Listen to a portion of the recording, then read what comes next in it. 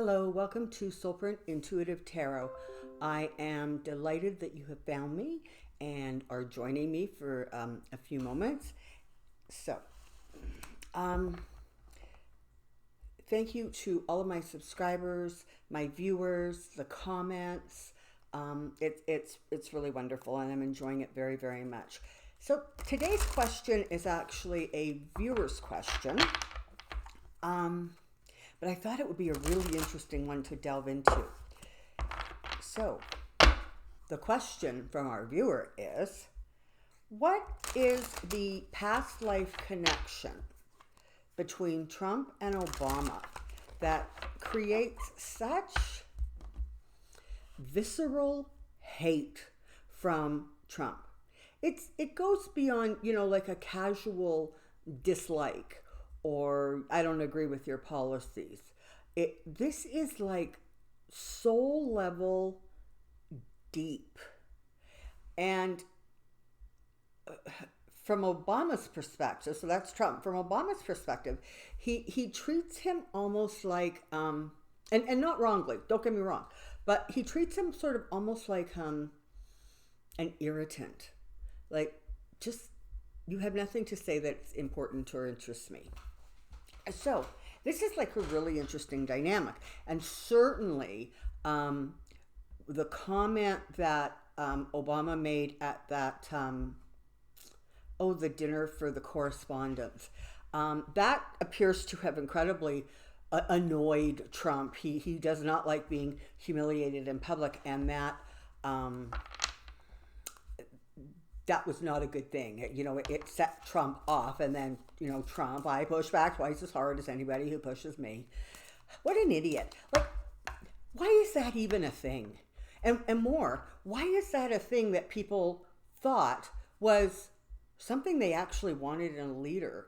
Somebody whose only way to deal with confrontation is to push back twice as hard. Not listen, not learn, not understand, compromise. No, just push back.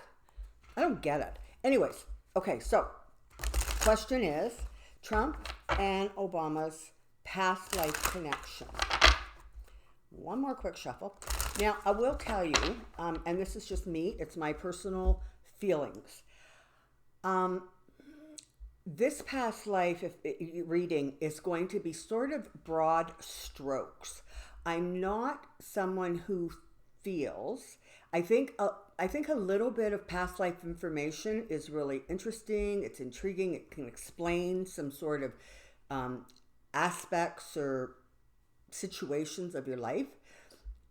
But there can be a tendency for people to sort of delve so deep into those past lives and the information. I mean, what you need to realize, first of all, is no matter how good or extensive sort of a reading is, you're only going to get 2 or 3 past lives. You are not going to get all the probably hundreds of lives that have been lived. So you're only getting a very small microcosm of what's impacting you and affecting you.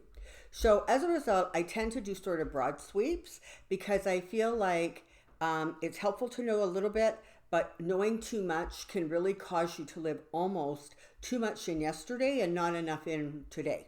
So, having said that, let's bring you down and cut these cards and see what the cards, the universe, and spirit have to say to us about Trump and Obama and their past life connection. Trump, Obama, and their past life connection. Trump, Obama, and their past life connection.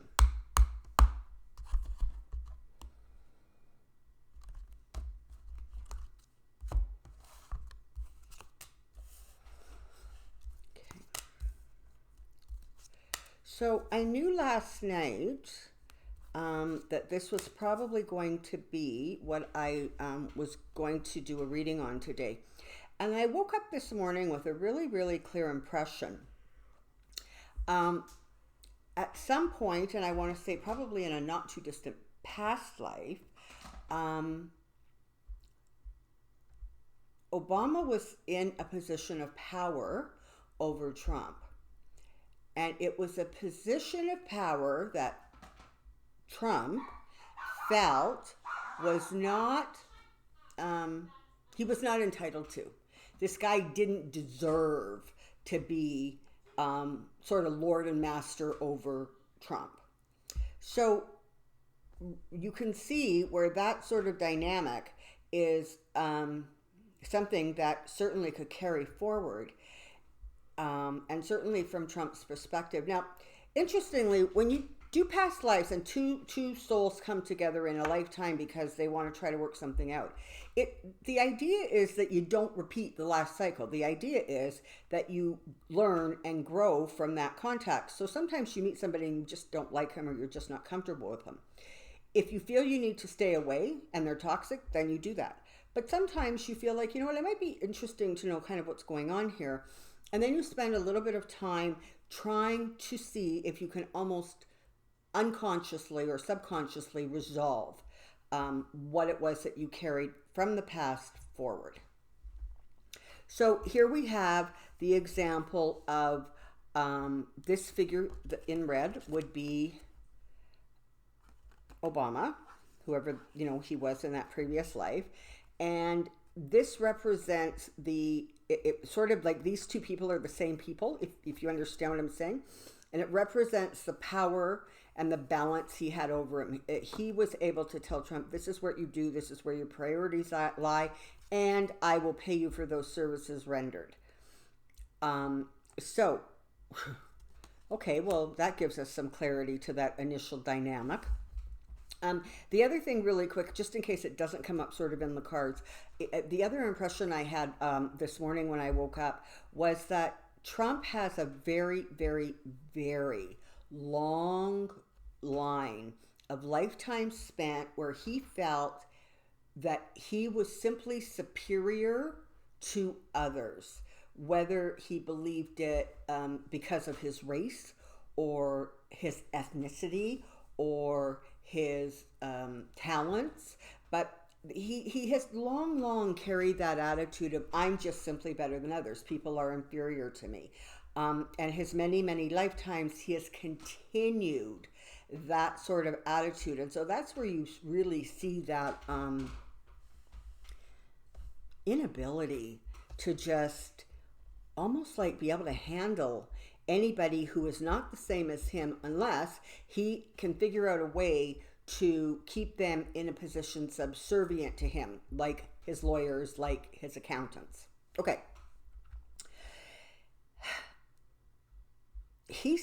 Trump spends an incredible amount of time obsessing with Obama, obsessing with and about almost anybody who has tried to best him or has tried to, you know, insult him or humiliate. He just doesn't forget.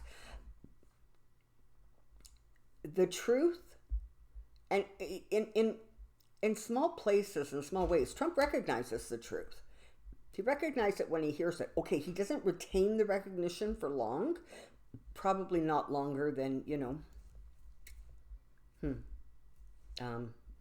the logic of a gnat, maybe, I don't know. And you know, it's interesting because every time this card comes up and I'm reading about Trump, this is the Fool card, I really, I want to just interpret it literally. He plays the fool, he is the fool, he doesn't walk where he's going, he's going to jump off a cliff, and all he wants is adoration. He wants the adoration that this little puppy is giving him. He wants the freedom to be a vagabond and do what he wants and go where he wants, and he doesn't want to answer to anybody or anything. So let's focus. Obama and Trump past life.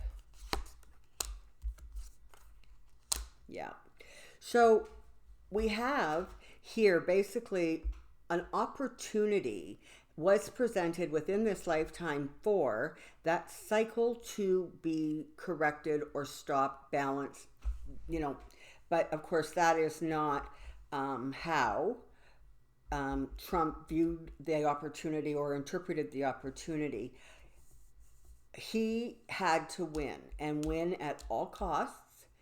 And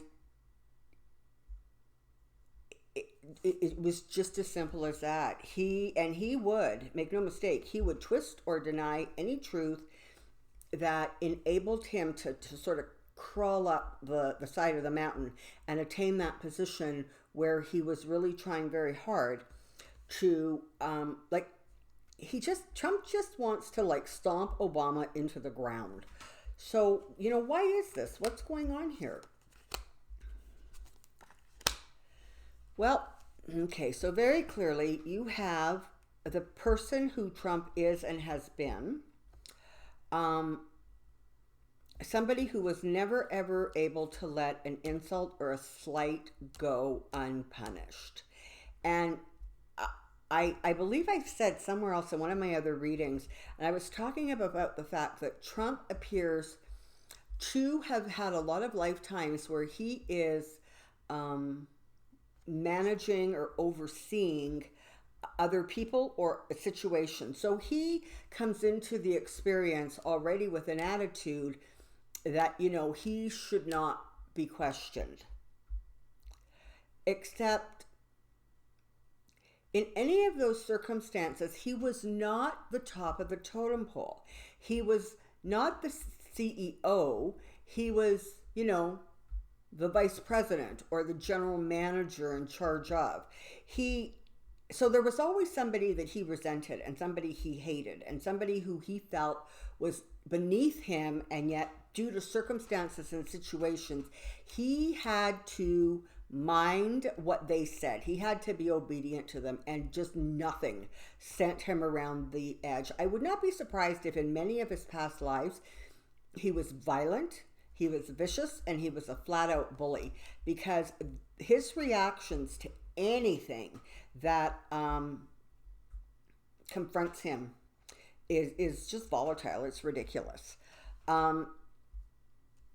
He has spent many lives, I'm talking about Trump, being selfish and greedy, and money and possessions and resources being his dominant goal in life. So you have a man here who has spent several lifetimes basically greedy and a bully. That's kind of the spectrum of Trump. It really is. It's really sad to say, but it is. It's either about money or it's about power, and it really is about nothing else. Nothing. And the tower, of course, we're not surprised to see the tower here because it shows up, with alarming regularity. And what it is showing me with this spread is sort of like he never cared what the consequences of his actions were. This is not something that's new to this experience. This has been going on for a really, really long time. It's sort of as if he has never been able to control that aspect of himself that just craves confrontation, a fight, an attack. But what makes him kind of so interesting and sends him kind of over the edge from kind of maybe normal behavior into some sort of a mental imbalance is, now, okay, I've never been, just so the record's clear, I've never been in a bar fight, but I kind of think logically that if you are in a bar fight and you've punched somebody and you've knocked them to the ground and they're bleeding all over the floor, you're done. Your temper sort of cools down and you're able to walk away from it. Okay, maybe a couple of your buddies have to hold you back or whatever, but you calm and then you're able to move from it. Trump is not. He is simply not. So he's in a perpetual state of, I don't care what the ramifications are. I'm going to do what I want. If it all falls apart, oh well, I'll just build up another false narrative. Okay, let's get back to this.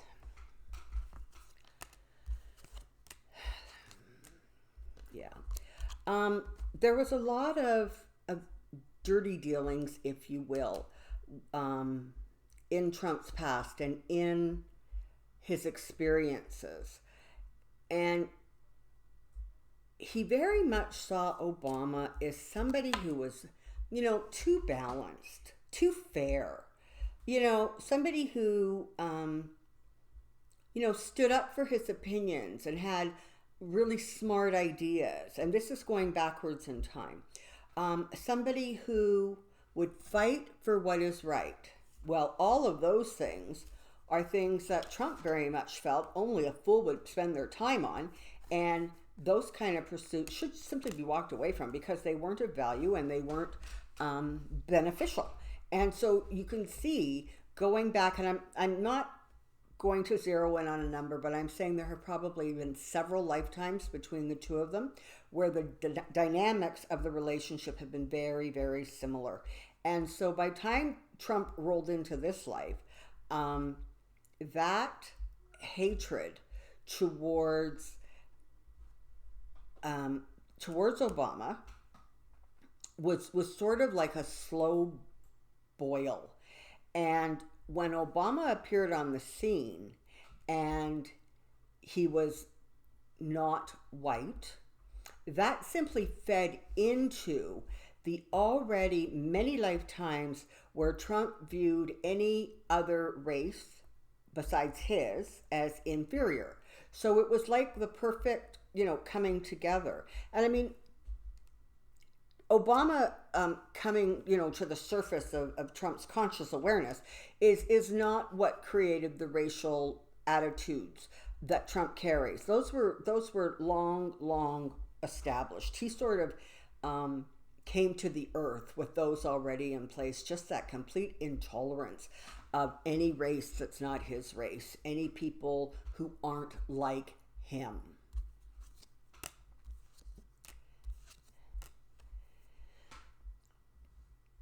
Trump simply feels judged. He feels that everything Obama has done or said, it sets off in him some sort of a memory of the Obama personality, the Obama person, having the ability to judge him and frankly find him lacking. And if you look at the first card that came down, we also have the scales of balance here.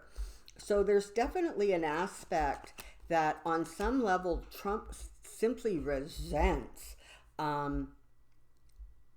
anybody passing judgment on him, but he especially feels it very acutely with an Obama type person or personality passing judgment on him. It makes him see red. He had two pasts. Trump's had two pasts in this life. He could try to resolve the situation that that he came into the earth with in terms of the personality of Obama, or he could just choose to fight and make a fool of himself. And that's, of course, what he chose to do. Obama, on the other hand, is sort of about,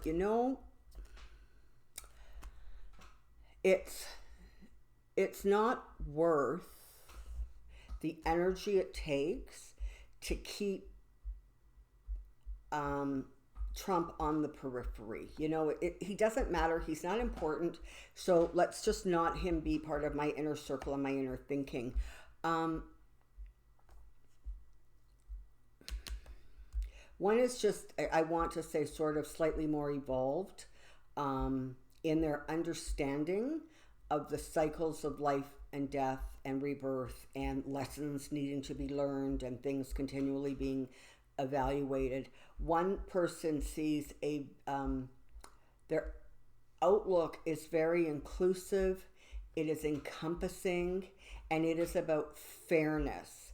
And the other person's attitude is about possessions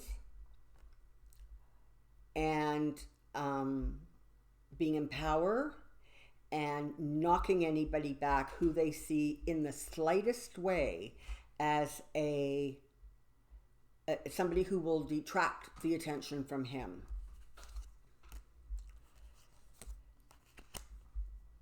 In some way, when Trump decided to, make that run for the White House, I mean, let's not forget, for him, it was a complete lark. It was a publicity stunt. But when he did that, it seemed to have triggered a lot of past life feelings, some of which had actually even maybe been a little dormant. And the past life experiences sort of came flooding back to him on an unconscious or subconscious level. And that is part of what sort of from an esoteric experience, explanation, that's sort of part of what has made him so more erratic than he used to be. And it's what has caused the erraticness to start snowballing and moving faster and faster and faster. It's about possessions, and it's not about truth. Trump, Obama. So, that gives us a lot of information about attitudes and feelings and emotional reactions and responses. It does not give us a lot of specific examples of sort of past life situations. And frankly, there's readers out there who do probably a way, way better job because they're really good about getting into those names and details and dates and times. That is not my forte. It is not my strength. When I start moving into past life, I'm looking for the emotions of it, the lessons of it, the reasons behind. I'm not really so interested if you lived in England or Scotland or Atlantis. Just kind of, that's who I am. So anyways, first, last, and always, thank you so very much to my subscribers, my viewers, people who, happen upon my channel and they give it a moment and they like what they find and then they share it with other people. Thank you for the comments. I'm humbled by it all, and I'm very grateful and appreciative of it all. So, for now, take care, be well, and I'll see you soon. Bye.